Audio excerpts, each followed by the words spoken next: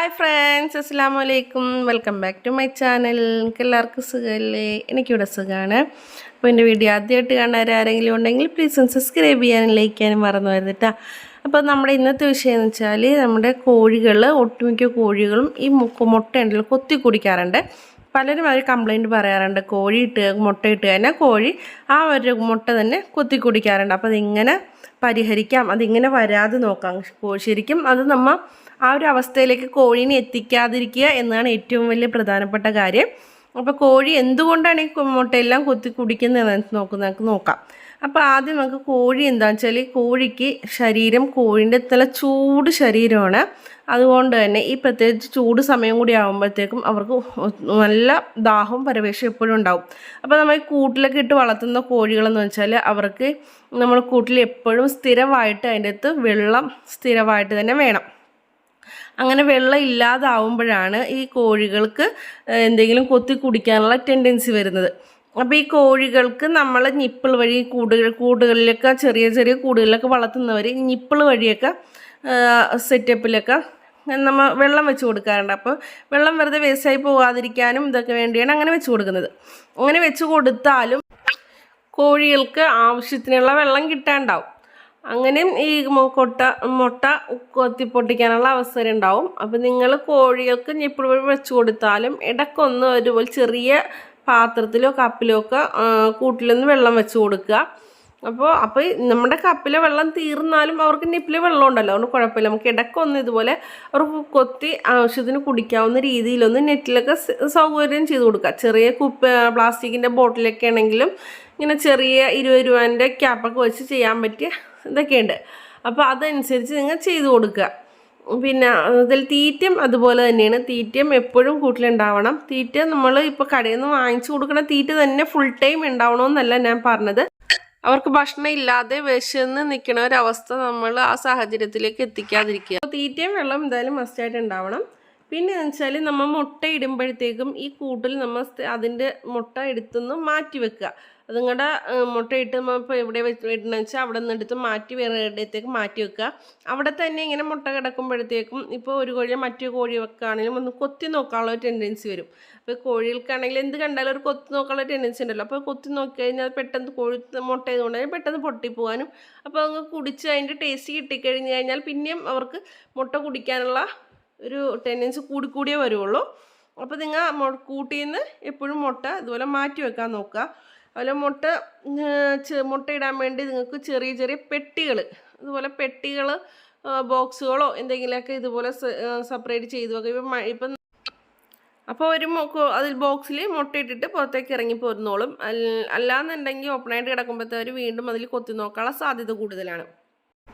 പിന്നെ കോഴികൾക്ക് നമുക്ക് കറക്റ്റ് സമയത്ത് കാൽസ്യം സപ്ലിമെൻറ്റും അതുപോലെ വിരയിൻ്റെ മരുന്നൊക്കെ കറക്റ്റായിട്ട് കൊടുക്കുക. അപ്പോൾ അതിൻ്റെ എന്തെങ്കിലും കുറവ് മൂലം നിങ്ങൾക്ക് ഇതുപോലെ കൊത്തി കുടിക്കാനുള്ള ടെൻഡൻസി ഉണ്ടെങ്കിൽ അതും മാറിക്കിട്ടും. അപ്പോൾ നമ്മൾ തീറ്റേൻ്റെ ഒപ്പം തന്നെ എപ്പോഴും നമുക്ക് കോഴികൾക്ക് കാസോള പായൽ, ചീര അല്ലെങ്കിൽ പുല്ല്, BSF ലാർവ അങ്ങനെയുള്ള സാധനങ്ങൾ നമ്മൾ കൊടുക്കുന്ന ഫുഡിൻ്റെ കൂടെ ഒരു നേരം ഇതിലേതെങ്കിലും ഒന്നും ഉൾപ്പെടുത്താൻ ശ്രമിക്കണം.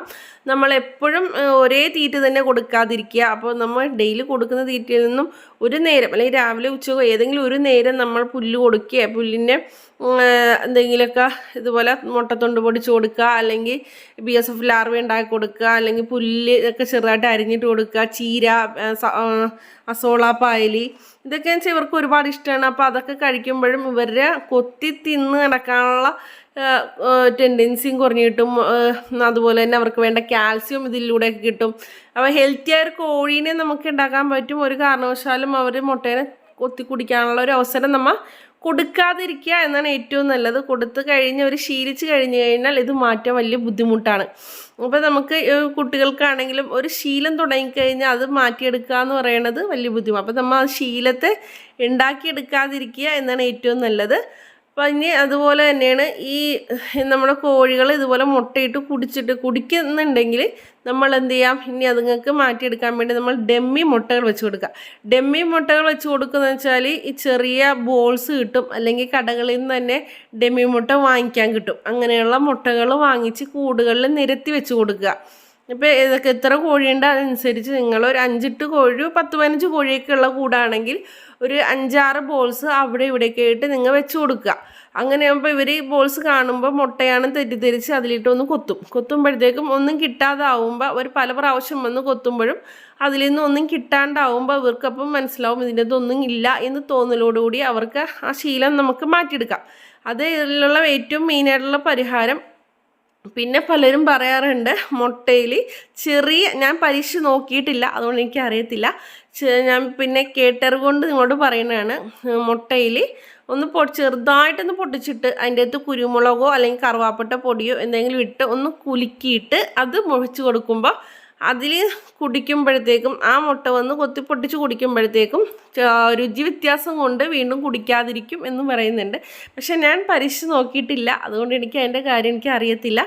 നമ്മുടെ കോഴികൾ മൊത്തം പൊട്ടിച്ചങ്ങനെ കുടിക്കാറില്ല. എന്നാൽ നമ്മൾ മുട്ട ഡെയിലി എടുത്ത് മാറ്റുന്നുണ്ട്. അതുപോലെ തന്നെ നമ്മുടെ കൂട്ടിൽ എപ്പോഴും വെള്ളവും ഫുഡും എപ്പോഴും ഉണ്ടാവും. അത് ഉണ്ടാവാതിരിക്കാറില്ല. ഇപ്പം നമ്മൾ എവിടെയെങ്കിലും പോകുന്ന സമയത്താണെങ്കിൽ പോലും നമ്മുടെ വീട്ടിൽ അല്ലെങ്കിൽ ഉള്ളവരുടെ നമ്മൾ പറഞ്ഞ് ഏൽപ്പിച്ചിട്ടുണ്ടാവും, അല്ലെങ്കിൽ മുൻകരുതലായിട്ട് അവർക്ക് വെള്ളവും ഫുഡും കൂടുതലായിട്ട് നമ്മൾ വെച്ച് കൊടുത്തിട്ടുണ്ടാവും. നമ്മൾ ഇല്ലാത്ത സമയത്തും മറ്റുള്ളവരെ നമ്മൾ ഏൽപ്പിച്ച് കൊടുക്കുക. നമ്മൾ വീട്ടിൽ നമുക്ക് എവിടെയെങ്കിലും പോകേണ്ട സാഹചര്യങ്ങൾ വന്നാലും മറ്റുള്ളവരെ എങ്കിലും നമ്മളെ ഏൽപ്പിച്ച് കൊടുക്കുക. കാരണം ഇവരും ജീവികളാണ്, നമ്മളെപ്പോലെ വിശപ്പുണ്ടാകും. അപ്പോൾ അവർക്കും എപ്പോഴും വെള്ളവും ഭക്ഷണവും മുടങ്ങാതെ ഭക്ഷണം വെള്ളം ഉണ്ടെങ്കിൽ തന്നെ അവർക്ക് മുട്ട കൊത്തി കുടിക്കാനുള്ള ടെൻഡൻസിയും വളരെ കുറവായിരിക്കും. അപ്പോൾ നിങ്ങളും ഇതുപോലെയൊക്കെ ട്രൈ ചെയ്ത് നോക്കുക. അപ്പോൾ ഇന്നത്തെ വീഡിയോ ഇഷ്ടമാണെന്ന് കരുതുന്നു. അപ്പോൾ അടുത്ത വീഡിയോയിൽ കാണുന്നവരെ ബൈ.